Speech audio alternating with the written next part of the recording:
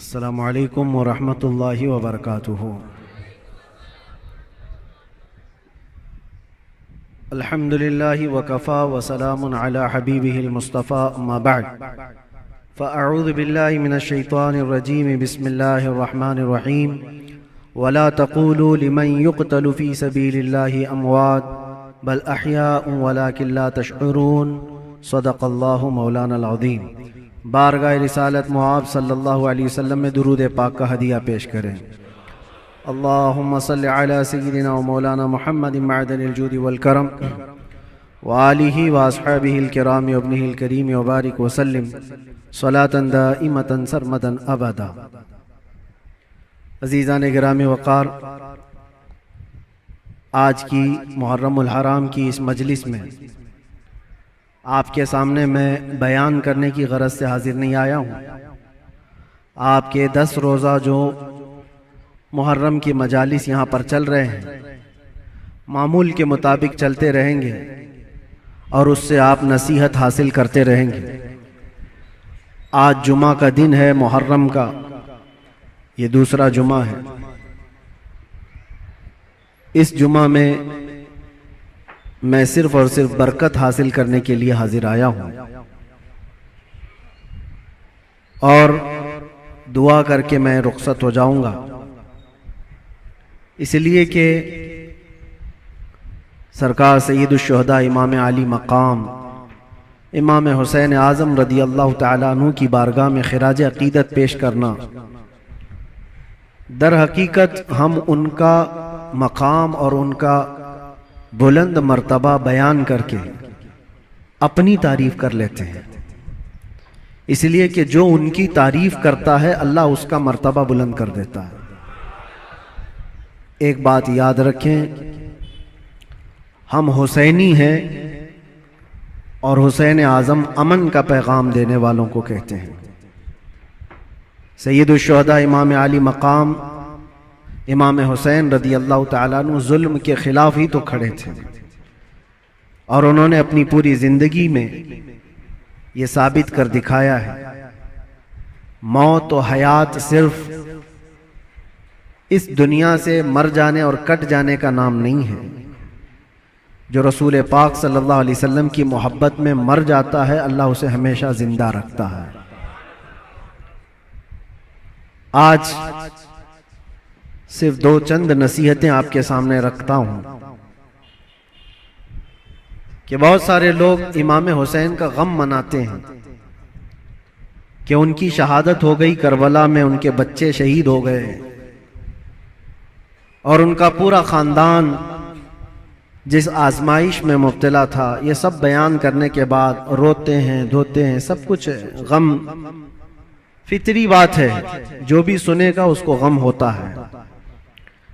लेकिन मैं ये पूछना चाहता हूं, अगर सही मानों में इमाम हुसैन का गम ही है आप और सही मानों में उनसे मोहब्बत की वजह से गम करते हो, करबला के वाकयात सुनने के बाद आंखों में आंसू आ जाते हैं, तो कभी अपने चेहरे पर नजर डाल करके भी देख लेना, क्या ये हुसैनी चेहरा है या नहीं। गम हुसैन का तो है, चेहरा हुसैन का क्यों नहीं है। बड़ी बात है मेरे अजीज, तुम्हारे कहने में और करने में फर्क नहीं होना चाहिए। जिस चीज की मोहब्बत का दावा कर रहे हो वह हुसैन आजम रसूलुल्लाह की शरीयत और रसूलुल्लाह की सुन्नत बचाने के लिए अपने बच्चों का खून भी कुर्बान कर दिया, और आज हमारे बच्चे, हमारे नौजवान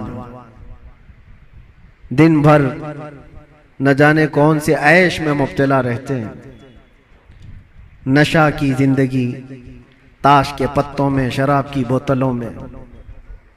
क्या ये जवानी आपको इसलिए दी गई है? हुसैन आजम का जिक्र सुनने वाला कभी ऐसा नहीं कर सकता कि उसकी नशे से दोस्ती हो, कभी नहीं हो सकता। कभी याद करो कि 3 दिन के भूखे और प्यासे सब्र के उस पहाड़ को। एक बात मैं आपको बता दूं, हमारे बच्चे की उंगली में भी अगर चोट आ जाए ना तो बेकरारी बढ़ जाती है।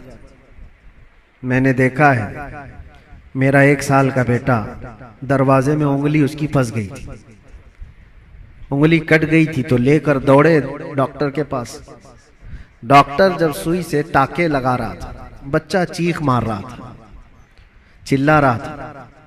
और सच बताऊं, मजबूत दिल होने के बावजूद भी हमारे पैर कांप रहे थे। बार बार ये दिल कर रहा था कि बच्चे को थाम लूं। डॉक्टर और नर्स हमें आने से मना कर रहे थे, आप दूर खड़े रहिए, इलाज कर रहे हैं। उंगली के टाके देखा नहीं जाते हमसे अपने बच्चे के। वो इमाम हुसैन 6 महीने के बच्चे को लेकर जब यजीदियों के सामने आए, सिर्फ पानी के एक कतरे के लिए, और उन यजीदियों ने दूर से तीर चलाकर इमाम हुसैन के बच्चे को शहीद कर दिया। गले में तीर चला और खून का फव्वारा निकलकर इमाम हुसैन के चेहरे पर लगा। जानते हो मेरे अजीजों, अपने हाथों में उस बच्चे को लेकर क्या उन्होंने रोना धोना किया?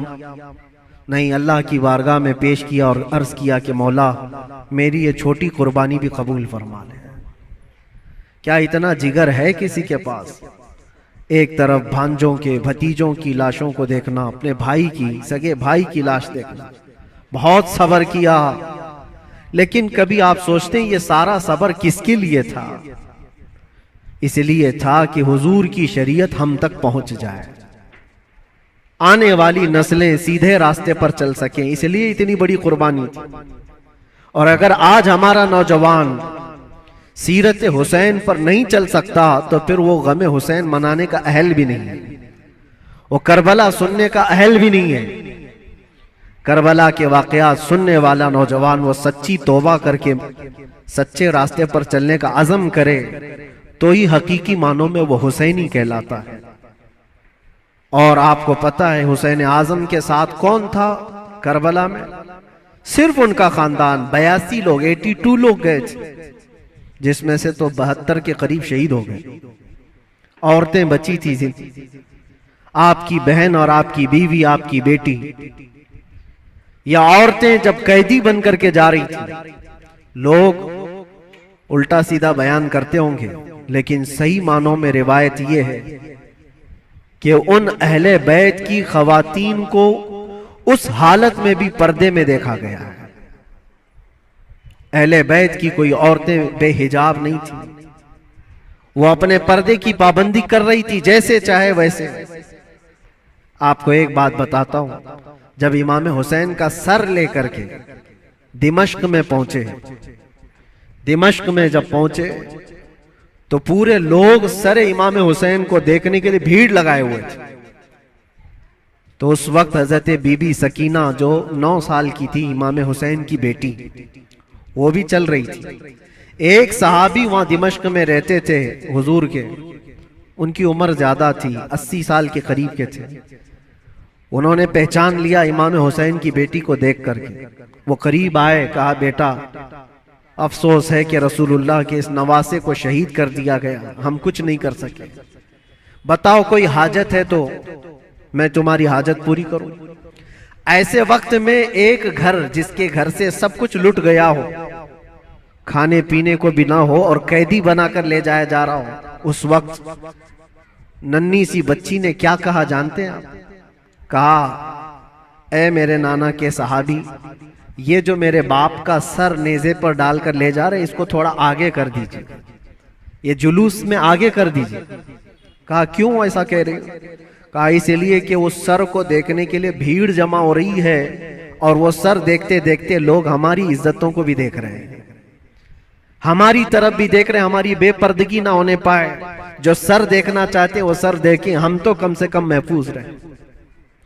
उस आलम में भी अपने पर्दे की हिफाजत करने वाली अहले बैत की वो छोटी सी बच्ची पर कुर्बान जाओ।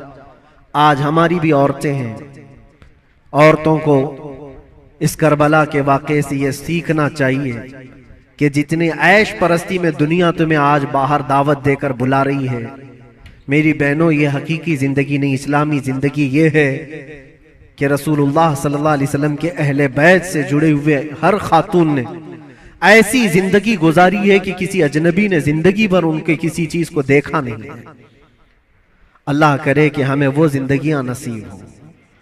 बस मेरा ये पैगाम है कि हुसैन आज़म को सुनने के लिए सिर्फ रोना धोना ज़रूरी नहीं, बल्कि हुसैन आज़म को सुनने वाले को ये अज़्म और हौसला रखना चाहिए कि मैं अपनी ख्वाहिशात को मार करके अल्लाह की रज़ा के लिए जीऊँगा, अल्लाह की रज़ा के लिए जीऊँगा। जो बुरी आदतें ज़िंदगी में आती हैं उसको तर्क करना ये भी एक बहुत बड़ा अज़्म है, एक बहुत बड़ा हौसला है। नौजवानों से मैं गुजारिश करूँगा, आज पूरी दुनिया तुम्हारी तरफ देख रही है। आज जानते हैं हमारी कौम को क्या क्या इल्ज़ामात हैं कि नशा तुम्हारे यहाँ बिकता है, नशा तुम करते हो, झूठ तुम बोलते हो, चोरियां तुम्हारे मोहल्ले में हो रही हैं, बहुत सारी आवारगियां। ये सब बातें क्यों आई तुम्हारे अंदर? रसूलुल्लाह सल्लल्लाहु तआला अलैहि वसल्लम के खानदान से मोहब्बत करने वाले, अहले बैत से मोहब्बत करने वाले अपने मुआशरे में ऐसे तो नहीं रह सकते। जिस रसूल ने कहा सफाई आधा ईमान है, आज हमारे मोहल्लों में सफाई नहीं। बात सिर्फ यही है कि सिर्फ जुबान से हुसैन हुसैन कह लेने का नाम हुसैनी नहीं होता, हुसैनी नहीं होता। अपने अमल से यह साबित करके दिखाओ कि हम हुसैनी किरदार रखते हैं, यजीद से आज भी नफरत रखते हैं। और आखिरी बात, हुकूमतें सबकी जाएंगी।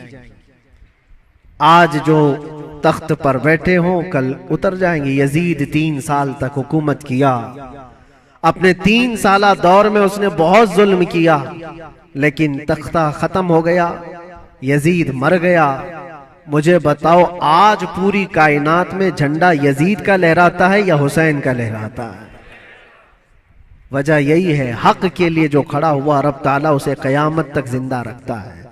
इसीलिए हमेशा इस बात को याद रखो मेरे अजीजों, जुल्म करने वाले जुल्म करते रहेंगे, मसाइब आते रहेंगे, मुसीबतें आती रहेंगी, मशक्कतें आती रहेंगी। अंधेरा होगा तो अल्लाह ताला की तरफ से उजाला भी जरूर आएगा, उजाला जरूर आएगा। अल्लाह तबारक व तआला हक के साथ हमेशा कायम रहने की तौफीक अता फरमाए। बस मैं आज इतनी नसीहत पर अपनी गुफ्तगू ख़त्म करता हूँ और दुआ के लिए मैं हाजिर आया था। दुआ करता हूँ, मेरा एक छोटा सा ये मैसेज था, इसलिए कि मैं एक चीज़ आपको ये भी बता दूँ कि मैं आपकी इसी जामा मस्जिद का इमाम भी रह चुका हूँ अल्हम्दुलिल्लाह। हमारे बच्चे यहाँ पर हैं, हमारे बरसों से सुनने वाले सामाईन यहाँ पर मौजूद हैं। हो सकता है कुछ लोगों के लिए नया होगा, लेकिन चूंकि 15 साल गुजर गए तो 15 साल में बहुत सारे मामलात भी गुजर जाते हैं। कुछ लोगों ने हमारी इमेज को, हमारी छवि को बहुत बिगाड़ करके पेश किया गया है। ये आएंगे तो हलचल मच जाएगी, ऐसा होगा वैसा होगा, भड़काऊ होगा। मेरे अजीजों, एक बात याद रखो, जो हुसैन आजम से ताल्लुक रखता है वो कभी भी आतंक से ताल्लुक नहीं रख सकता, उसका कोई ताल्लुक नहीं होगा। हाँ, जो यजीदी होगा वो यजीद के किरदार के साथ जुल्म कर सकता है, लेकिन हुसैन आजम के किरदार को सीने से लगाने वाला वो अपने ऊपर मुसीबतों के पहाड़ उठा तो लेगा, लेकिन फसाद और फितना मचाने की कभी कोशिश नहीं करेगा। अल्हम्दुलिल्लाह आज मैं ये आपके सामने इसलिए इजहार के साथ कह रहा हूं कि हमारा मकसद किसी भी जगह पर फितना फसाद फैलाना नहीं है, लॉ एंड ऑर्डर को खराब करना नहीं है। हम अपने जुबान से जो भी बात अर्ज करते हैं वो हक के लिए बात अर्ज करते हैं, नौजवानों की इस्लाह के लिए करते हैं। यहां पर बड़े लोग गवाह होंगे, इसी मस्जिद के वो बच्चे जो 24 घंटे नशे में रहते थे, अल्हम्दुलिल्लाह 60 से ज्यादा नौजवान मेरे साथ इसी मस्जिद में एहतिकाफ पे भी बैठे थे। जानते होंगे पुराने लोग, और अब तो बच्चे बड़े भी हो गए और यहाँ तक कि मस्जिद की कमेटी में भी आ गए। बहुत सारे लोग, बचपना होगा, जवानी आएगी, बुढ़ापा भी होगा। पहले के लोग भी यहाँ पर जो मुझे जानते हैं, हमारा एक ही मकसद होता है, एक ही मकसद है। वो मकसद क्या है कि मोहम्मद से वफा तूने तो हम तेरे हैं, ये जहां चीज है क्या, लौह कलम तेरे हैं। बिगड़े हुए रास्ते तुम्हें वहां से निकाल कर लाना, उस रास्ते पर तुम्हें कायम रखना जो रास्ता तुम्हें सीधे इस मस्जिद से लेकर मदीने तक पहुंचा देता हो, ताजदारे मदीना सल्लल्लाहु अलैहि वसल्लम के कदमों तक पहुंचाता हो, उस रास्ते पर तुम्हें लाकर खड़ा करना, बस ये हमारा मकसद है।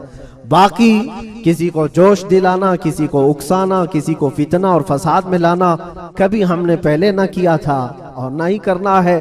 हाँ, अगर किसी को ऐसा लगता हो तो ये उनकी खाम ख्याली है। बस हम तो ये कहेंगे, या रसूल अल्लाह, तेरे गुलामों का नक्शे कदम है राह खुदा, वो क्या बहक सके जो ये सुराग लेके चले, वो क्या बहक सके जो ये सुराग लेके चले। बस आखिरी मैसेज यही है कि मोहम्मद से वफा तूने तो हम तेरे हैं, ये जहां चीज है क्या लौहो कलम तेरे हैं, जिंदगी तुम्हारी अपनी नहीं है, ये अल्लाह के रसूल के लिए दी हुई जिंदगी है। मेरे मुर्शिद गिरामी हुजूर ताजुश शरिया बदरुत तरीका रहमतुल्लाह तआला अलैह ये कह करके गए, जिंदगी ये नहीं किसी की किसी के लिए, जिंदगी है नबी की नबी के लिए, ना समझ मरते हैं जिंदगी के लिए, जीना मरना है सब कुछ नबी के लिए। लब्बैक या रसूल अल्लाह, लब्बैक या रसूल अल्लाह, लब्बैक या रसूल अल्लाह। व आखिरु दावाना अल्हम्दुलिल्लाहि रब्बिल आलमीन। फिर किसी मौके पर इंशाअल्लाहुल अजीज आपके यहाँ हाजिर आएंगे, जो भी मामलात होंगे सबको क्लियर करके इंशाअल्लाहुल अजीज आपके सामने बयान करेंगे। अस्सलामु अलैकुम व रहमतुल्लाहि व बरकातहू।